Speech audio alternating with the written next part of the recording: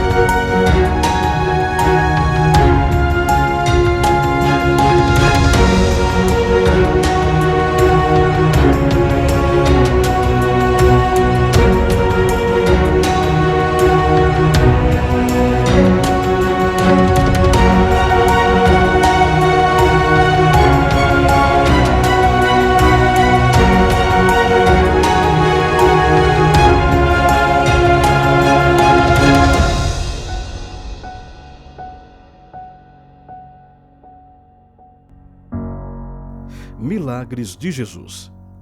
Jesus cura o homem com a mão ressequida. Boa noite. Sejam todos bem-vindos a mais uma Quinta com Péricles Ramos. É uma alegria muito grande quando chega esse dia e eu posso encontrar com você depois de uma semana de muitas lutas, trabalho, dificuldades, mas esse momento aqui é especial, é ímpar, quando nós paramos para estudarmos a Bíblia, estudarmos um pouquinho dos planos de Deus para a nossa vida, e assim sendo, nós podemos melhorar nosso procedimento, melhorar nossa convivência, melhorar nosso relacionamento com o próprio Deus e sermos salvos por Jesus Cristo. Nós estamos voltando à nossa série Milagres de Jesus. E hoje o nosso convidado é o pastor Ezequias. Tudo bom, pastor Ezequias? Ô, meu amigo, um grande prazer estar aqui com você novamente. Obrigado aí pelo convite, Péricles. Que Deus abençoe você e Deus abençoe também aqueles que nos acompanham agora. Pastor Ezequias esteve aqui há pouco tempo, abrindo a série Mensagens de Poder, não é, pastor? É isso aí, amigo. Foi um prazer, foi um privilégio. Aliás, sempre é um privilégio falar da palavra de Deus, né? E principalmente para um público tão especial como você tem aí, tão cativo. Para quem não sabe, o pastor Ezequias e eu fomos contemporâneos lá no Antigo ENA, há muito tempo atrás, né? Não vou falar que 82, senão vai pensar que é muito tempo, né? Vamos descobrir que somos pré-históricos, né? Exatamente, exatamente. E de lá para cá, cada um foi para um local e nos desencontramos, reencontramos novamente. Ele esteve aqui em casa algumas vezes, mas agora nós estamos nos encontrando via a internet. Essa nova maneira, essa nova forma de nos comunicar, né? E é muito bom. Nesse aspecto, Péricles, a pandemia foi uma bênção, nesse aspecto, porque a gente criou uma nova maneira de fazer tudo, né?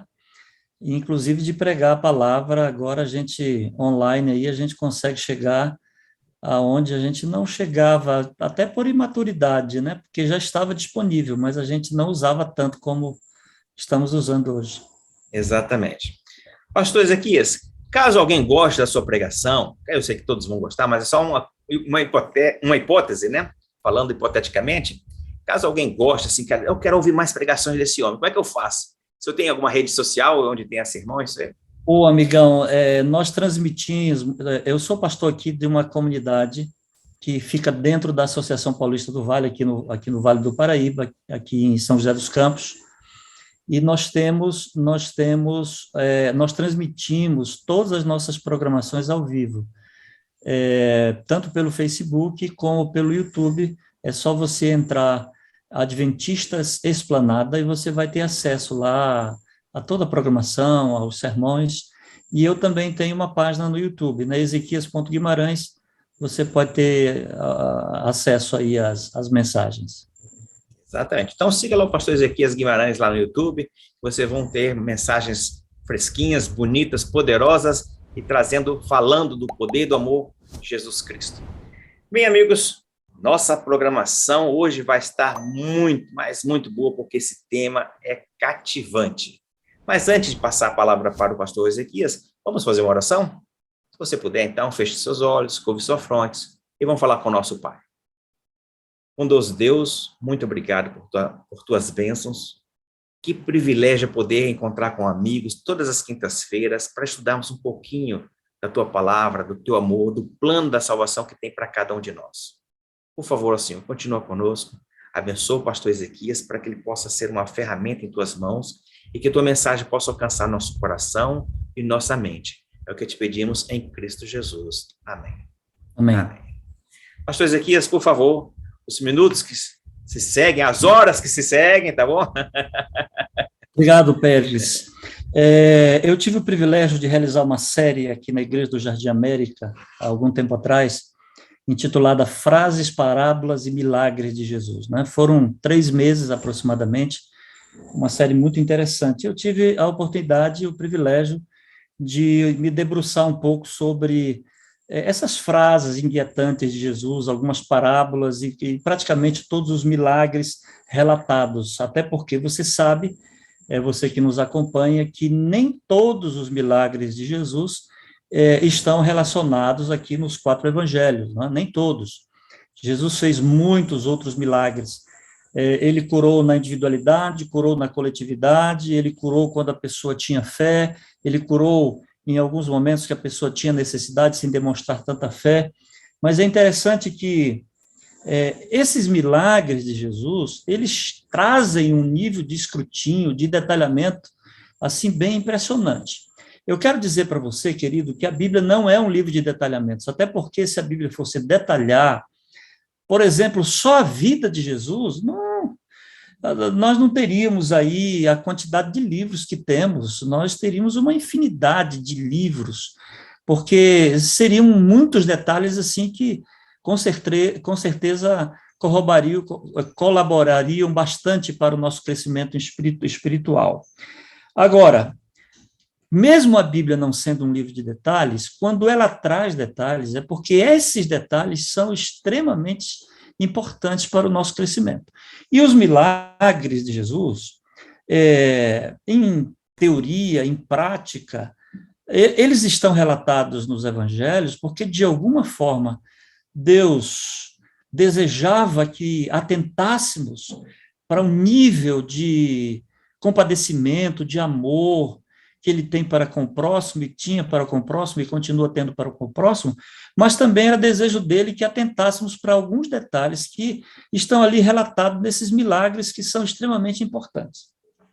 Hoje, de forma especial, nós vamos atentar para um milagre de um homem que tinha uma mão ressequida. Esse milagre está não só no livro de São Mateus, para que você acompanhe aí no capítulo 12, a partir do verso 9, mas também está no livro de Marcos, no capítulo 3, de 1 a 6, e também está no livro de Lucas, no capítulo 6, de 6 a 11.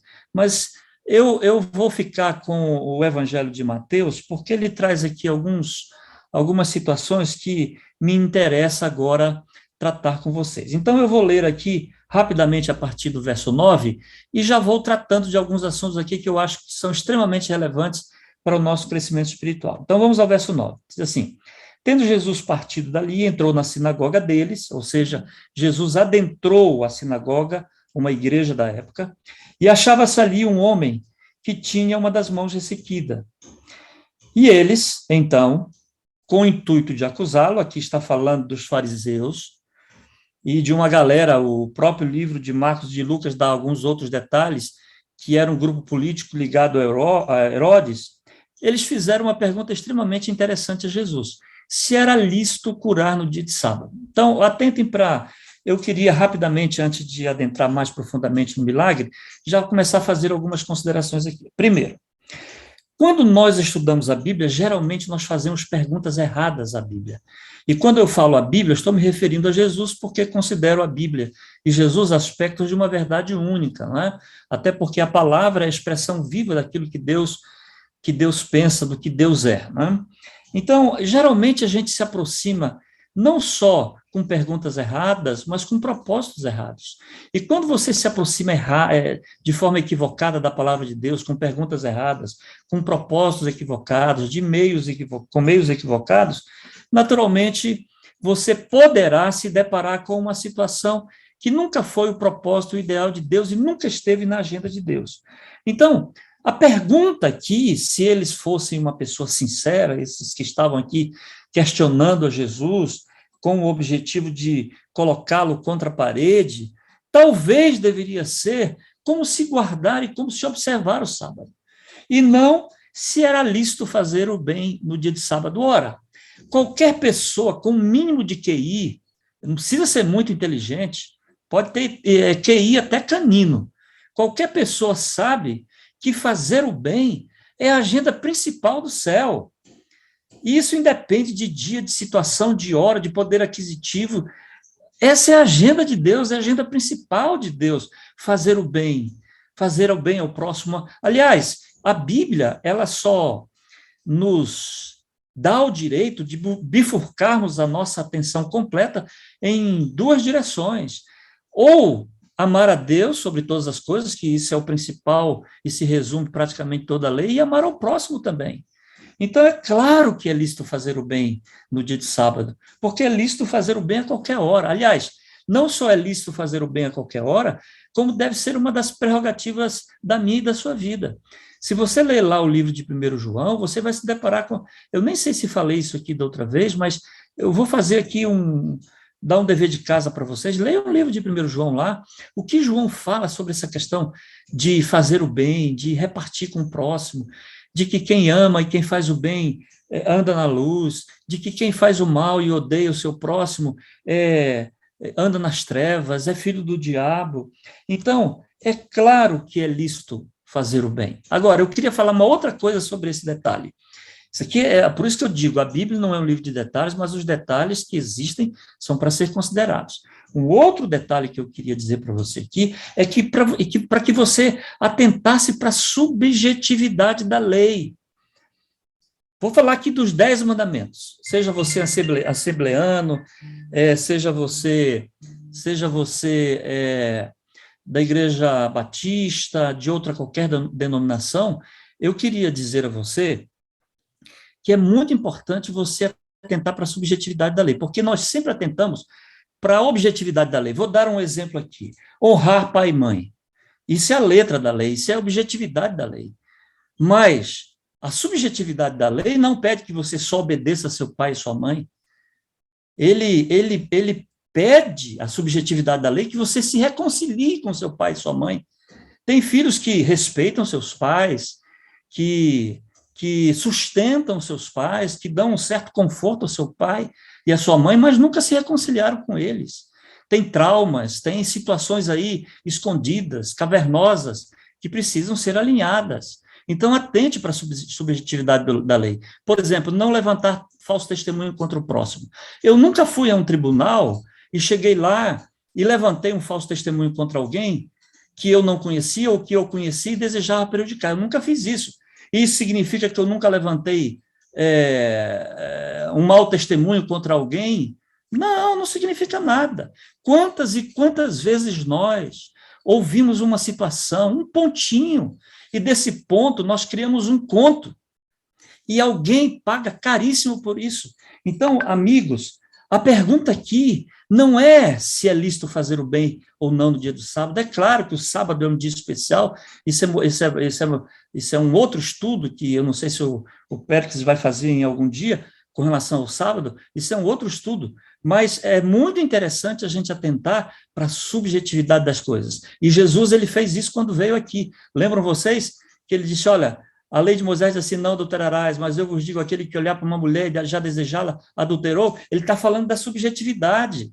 Né? Tem gente que nunca levou uma mulher para a cama, que não seja sua mulher, mas, no entanto, vive aí na internet, no WhatsApp, paquerando, mandando insinuações, se insinuando e recebendo insinuações. Então, muito cuidado para isso. Agora, a Bíblia continua aqui no verso 11, dizendo assim: ao que Jesus respondeu: qual dentre vós será o homem que, tendo uma ovelha, e num sábado esta cair na cova, não fará todo esforço para tirá-la dali? Olhem, atentem para aqui agora. Eu falei para vocês agora há pouco que a grande agenda do céu é salvação. Essa é a grande agenda do céu. Tudo é secundário. Religião é secundário. Eu sou adventista do sétimo dia. Você pode ser assembleano, batista, presbiteriano, católico, seja lá de que igreja você for. Tudo está abaixo dessa agenda que é principal, que é salvar. Jesus aqui estava de um homem com uma mão murcha, seca, e ele se deparou com outras situações também. Essa é a grande agenda do céu. Não existe outra. Não existe outra agenda. Essa é a maior agenda que o céu tem. Então, meu querido irmão, olha, não existe religiosidade, não existe espiritualidade, não existe cristianismo sem você amar. Porque isso é a grande agenda do céu. Lembram lá de 1 Coríntios capítulo 13? Você pode ser um pródigo, você pode ser quem for, você pode dar os seus bens, você pode queimar o seu corpo, mas se você não tem amor, a Bíblia diz que é como um símbolo, é como um sino que bate no metal, essa coisa que ecoa, mas não produz efeito nenhum. Então você tem que amar. E olha, eu só descobri até hoje na minha vida 2 formas de amar.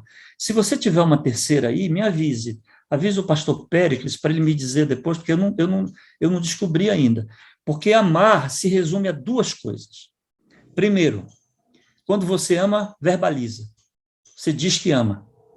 Com relação a Deus, você não diz que ama a Deus e fica calado, você verbaliza. Agora, você não precisa verbalizar para ele, porque ele sabe quem é você e sabe do seu coração e do meu coração. Você tem que verbalizar para o mundo. É por isso que ele disse: ide por todo mundo e pregar o evangelho. Quando você testemunha para um amigo, quando você fala para um amigo, quando você fala para um vizinho, quando você fala para um parente, quando você fala para alguém que trabalha com você está verbalizando do amor de Deus.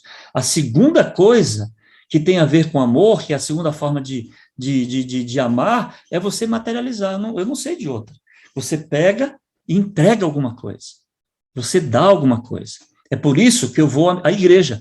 Eu dou o meu tempo para Deus. Eu estou doando o meu tempo para Deus. Eu não só verbalizo que o amo, mas eu vou para a igreja. Eu dou o meu tempo para Ele. É por isso que eu dedico a Ele ofertas e dízimos, porque eu materializo o meu amor por Ele. Eu tô materializando isso. Né? É por isso que, de algumas formas e de algumas maneiras, eu ajudo o meu próximo. Porque ele diz lá em São Mateus capítulo 25, que quando a gente faz a um dos pequeninos que existem aí por aí, que mora na frente da sua casa, que está no sinal que você passa de vidro fechado, com ar-condicionado ligado, com um vidro fumê escuro, e que você faz de tudo para não olhar para essa pessoa, quando você ajuda isso aí, você está materializando o amor de Deus. Então, meu irmão, a grande agenda de Deus é essa. É inflar essa mão murcha, é curar as pessoas, é salvar as pessoas. Essa é a grande agenda de Deus, não existe outra mais importante do que esta. Veja bem, eu pegar um ponto aqui que me interessa, a partir do verso 12, Jesus diz assim: ora, quanto mais vale um homem do que uma ovelha? Logo é lícito fazer o bem do dia de sábado. Jesus estava aqui retraduzindo, reconfigurando essa religiosidade perversa que nós temos. Olha, o que tem de gente com cacuete de fé, mas é uma coisa sem graça, insípida. O que tem de gente desenvolvendo uma espiritualidadezinha mórbida. O que tem de gente fazendo confissões, andando de vela na mão, mas são extremamente perversos, malignos. A gente vê isso todo dia. Você quer ver isso? Vá numa igreja. Você vê isso. Tem irmão brigando com irmão. E eu não estou falando aqui da igreja adventista, que também existe, estou falando de toda a congregação. Aliás, qualquer comunidade que você reúne, com mais de 2 pessoas, dá BO. É um querendo passar por cima do outro. Não existe não existe cortesia nem na fila do banheiro. Né? Você já viu alguém, por exemplo, vou dar aqui um exemplo, você já viu alguém que é vendedor, que bate recorde de venda todos os dias, todos os meses, aí de repente, num mês lá, tem um indivíduo que vai, passa a meta dele e vende mais do que ele, aí ele chega com o indivíduo e diz assim, olha, você não sabe a alegria que me deu, porque você vendeu mais do que eu. Foi uma satisfação imensa isso. Que coisa, saber que alguém fez alguma coisa a mais do que eu. Isso não existe. Isso é conto da carochinha. Porque cada um quer ferrar o outro. Não é um pelo outro, é um pelando o outro. É um querendo matar o outro, é um querendo arrebentar o outro. E isso em todos os lugares. Você vê isso na sua família, você vê em qualquer lugar. Agora, recentemente, a gente esteve tratando da separação da herança da gente. Meu pai morreu, minha mãe não morreu, mas ela quer deixar as coisas um tanto organizadas aí, espero que ela viva por muitos dias ainda, mas é interessante que apenas numa pré-conversa a gente já percebe que as coisas já superam o amor, a convivência, a afetuosidade da família, já supera tudo. Né? Eu disse, olha, gente, por favor, eu perco a herança, mas não quero perder vocês.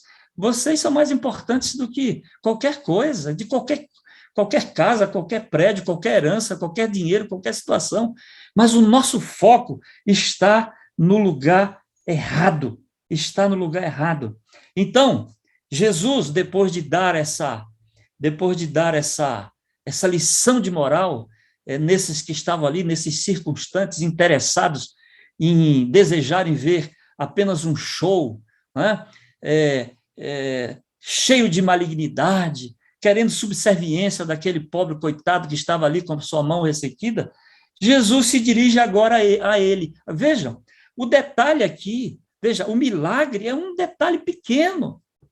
Tem muitas coisas que estão envolvendo aqui o detalhe que são extremamente importantes, como eu já falei. O detalhe o milagre é um detalhezinho pequeno. Só que Jesus, ao curar esse cidadão, e Marcos e Lucas, eu estou aqui em São Mateus, eles dão outros detalhes, Jesus chama ele para o meio da assembleia. E Jesus faz uma coisa interessante que eu queria que você pensasse muito nisso a partir de hoje. Muito. Primeiro, Jesus disse assim, vem para cá, para o meio. Você é atração. Eu quero dizer que aqueles que mais precisam devem ser atração. Aqueles que mais necessitam devem ser as nossas prioridades.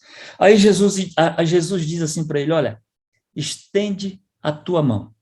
Olha, quando eu estudei mais profundamente esse milagre, eu me deparei com essa coisa de Jesus fazer algumas situações e algumas curas que ele fez que me impressionam. Vou dar aqui alguns exemplos. Lembra quando Jesus ele cura um cego de nascença? Jesus diz para o cego, Jesus está passando e ele começa a gritar, Jesus, filho de Davi, tem misericórdia de mim, tem misericórdia de mim, tem misericórdia de mim. E aí Jesus para e diz assim, peça para ele vir até mim. Mas peraí, por favor, me ajude a raciocinar aqui um pouco. O que Jesus queria ao dizer para o cego, venha até mim? Ele era um cego. Por que Jesus não foi até o cego? Não era mais lógico, não era mais razoável que, em vez de Jesus pedir para um cego se levantar e vir ali cambaleante, apalpando com a sua varinha, tateando, pedindo ajuda, não era muito mais razoável que Jesus, que ama, que conhece as nossas dores, os nossos sentimentos, fosse até ele? Mas não, Jesus diz assim para o cego, vem cá, vem cá comigo, vem cá comigo. Interessante isso. Sabe por quê? Porque Jesus, ele precisa de um mínimo de insinuação da sua parte de que você quer ser abençoado. Por isso que ele disse ao paralítico, vem cá, eu sei que a tua mão é enrijecida, eu sei que a tua mão é murcha, eu sei que você tem vergonha dela, que você esconde a sua mão, mas vem cá, estende a tua mão aqui para que todos vejam, estende, coloca no meio do povo aí, você está no meio da assembleia, está todo mundo te vendo, você está no meio da sinagoga, estende a tua mão para que todo mundo veja. Sabe que Jesus estava pedindo isso? Por que Jesus estava pedindo isso? Porque Jesus queria ver um mínimo de insinuação. Você Escute uma coisa, meu irmão, coloca isso na tua cabeça. É claro que até o desejo ele coloca no nosso coração, mas de alguma forma nós temos que expressar isso. A gente tem que... Lembra do paralítico de Betesda, capítulo 5 de São João? Jesus diz ao paralítico de Betesda, levanta e anda. Jesus não disse, olha, eu vou te curar, depois que você sentir que está curado, levanta e anda. Não, vai retorcendo os teus ossos, vai levantando, porque de alguma coisa ou de alguma forma você tem que demonstrar que você está interessado. Lembram lá no mesmo cego, Jesus pergunta para ele, o que queres que eu te faça? Você acha que esse indivíduo ia pedir para ele um andajá, um cão-guia, ou alguma coisa parecida? Jesus não ia pedir. Claro que o cego não ia pedir isso. O cego ia pedir para ver, era lógico, e Jesus sabia que ele queria isso, mas ele tinha que verbalizar, ele tinha que tomar essa iniciativa, ele tinha que se levantar. Então Jesus diz ao homem da mão ressequida, estende a tua mão. Olha, eu não faço a mínima ideia. Se tem uma coisa que eu não faço ideia para quem eu estou falando, eu não faço ideia. Eu não sei nem onde você é, eu sou de São Paulo, você é do Rio de Janeiro, alguns de outros lugares aí do Brasil, eu não faço a mínima ideia aonde você mora, quem é você, quais são as tuas dores, a cor da tua pele, qual é a tua altura, eu não faço ideia de quem você seja, mas eu tenho uma ideia muito firmada a respeito de você e Deus. Deus deseja que você se insinue para Ele. Deus deseja. E Deus tem formas de pedir isso. Quando a gente não se insinua, ele pede. E sabe como é que ele pede? Com muito amor, para você se insinuar para ele. Só que quando você não ouve pelo amor, ele permite, ele não é o causador da dor, mas ele permite que talvez uma dor você se insinue para ele. Não é assim? Me diga se não é assim. Eu visito hospitais aqui, quase que diariamente, visitando hospitais aqui. Eu entro no hospital com a minha Bíblia, eu sempre uso essa Bíblia aqui, que ela é uma Bíblia grande. Eu entro nos hospitais com a minha Bíblia, ali só tem moribundo, gente doente, gente com câncer. E os hospitais que geralmente eu visito são hospitais públicos, Santa Casa e outros e tal, onde a desgraceira é maior. Por exemplo, a Santa Casa de Misericórdia aqui, de santa não tem nada, de casa não parece com nada, de misericórdia é muito pouco. Você entra nesses ambientes, nessas ambiências, o povo lhe vê com a Bíblia, você se torna o epicentro das atenções de todo mundo, você se torna ali o alvo principal de todos, porque todos querem te apalpar, pegar no teu terno, se você deixar, eles querem um pedaço da tua gravata, é fetiche para tudo quanto é lado. Por quê? Porque eles estão carentes. Então, quando você não se insinua para Deus com amor, pelo amor, e com a voz de carinho e de amor que ele está falando para você, de alguma forma, ele vai pedir para você estender a mão para ele. E se você não estender a mão para ele, com a sua mão sã, curada, boa, um dia ele vai pedir para você estender a sua mão murcha, a sua mão ressequida, enquirquilhada, ele vai pedir para você levantar a mão para ele, porque ele quer isso. Eu não estou dizendo com isso que ele é o causador da dor, em hipótese nenhuma, mas se tem alguém que sabe usar a dor nesse mundo, é Deus. Ele sabe muito bem como fazer. E eu vou usar aqui um pleonasmo, desculpa, mas a dor dói. A dor dói. E como dói a dor? Cuidado com a dor. E aí Jesus o cura. Mas ainda tem mais um detalhezinho que eu queria deixar com vocês aqui. Jesus disse assim, ele estendeu a mão e ele ficou sã, ficou curado. Retirando-se, porém, os fariseus conspiravam contra ele. Olha, deixa eu dizer uma coisa para vocês aqui. Vou dizer qual é a ambiência que nós vivemos aqui nesse mundo. Nós vivemos uma ambiência de um grande conflito entre o bem e o mal. Aqueles que se aproximam de Jesus e aqueles que conspiram contra Jesus. Nós estamos agora nos aproximando aqui, Périx, da política, que escolhemos aí o presidente. Eu não vou falar de política, apesar que nós estamos num Brasil extremamente polarizado, onde não existe praticamente a terceira via. Os candidatos de terceira via estão tudo aí com 2, 3, 4, 5, 6%.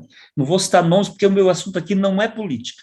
E não vou fiquem tranquilos, não vou insinuar lado aqui. Mas nós estamos num mundo polarizado. Mas vem cá, deixa eu dizer uma novidade para você, se você não sabe. O mundo é polarizado desde a sua queda.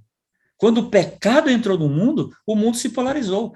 É o bem contra o mal. Leia a Bíblia de Gênesis e Apocalipse. Você vai encontrar só dois grupos.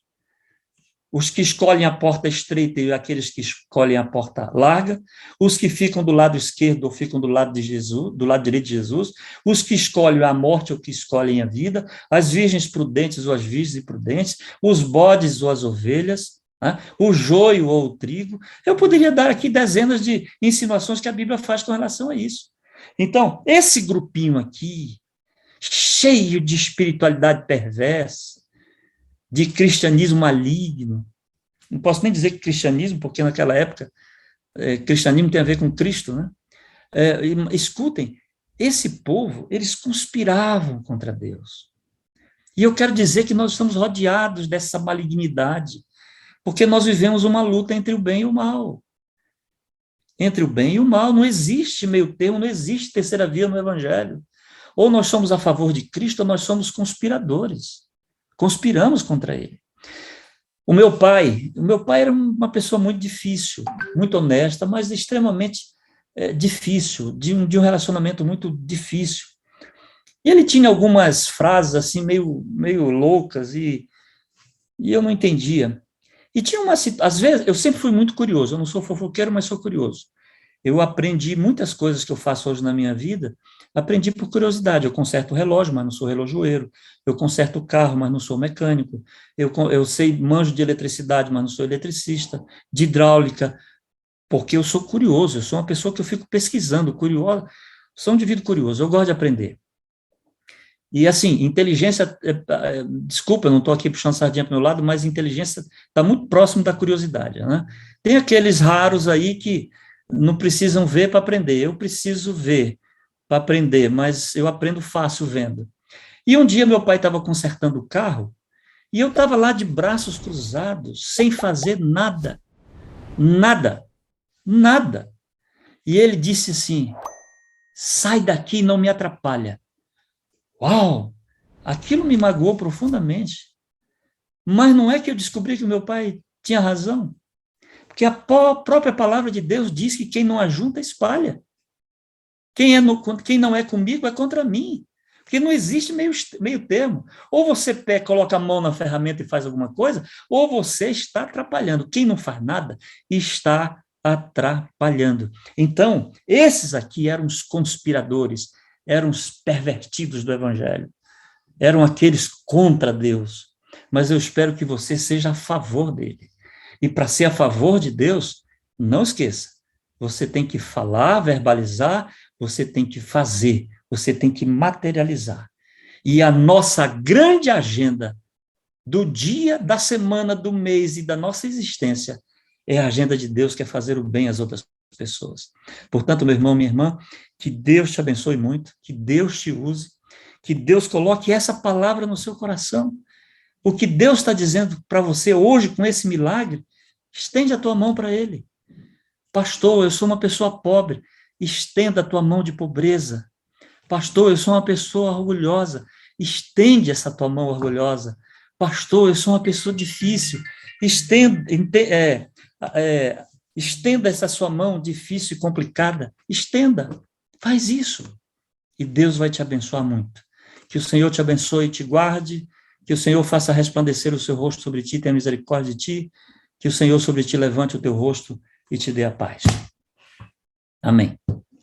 Vamos orar. Obrigado, Pai, de amor, de infinita bondade. Pedimos a tua bênção sobre todos nós, Senhor. Perdoa os nossos pecados e permita que possamos fazer a tua vontade e possamos ter a tua agenda no coração de todos nós, Senhor. Por favor. E possamos fazer o bem aos outros. Em nome de Jesus. Amém. Pastor, eu sempre termino aqui lendo 2 versos bíblicos, e sempre numa versão diferente. Hoje estou usando a Bíblia Almeida, e os versos bíblicos são aqueles que nós encontramos no livro de João. O primeiro se encontra em João 20, que diz o seguinte: estes, porém, ou seja, os milagres, foram registrados para que creais que Jesus é o Cristo, o Filho de Deus, e para que, crendo, tenhais vida em seu nome. E o segundo verso está no capítulo 21, no verso 25, que é o último verso do do livro de João, que diz o seguinte: há, porém, muitas outras coisas, ou muitos outros milagres que Jesus fez. Se todas elas fossem relatadas, uma por uma, creio que nem no mundo inteiro caberiam os livros que seriam escritos. Que Deus te abençoe, que Deus te conceda a bênção de uma noite de tranquilidade, com muita paz, e nos encontraremos na próxima semana em mais uma Quinta com Péricles Ramos.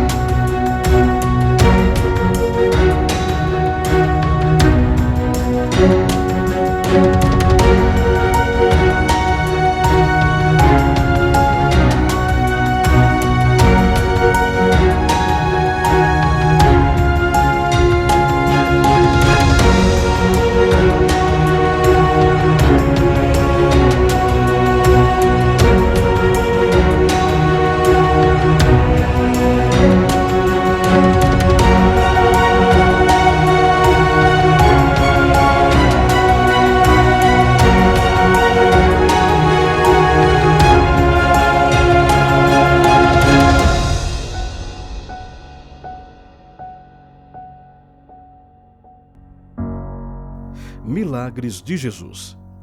Jesus cura o homem com a mão ressequida.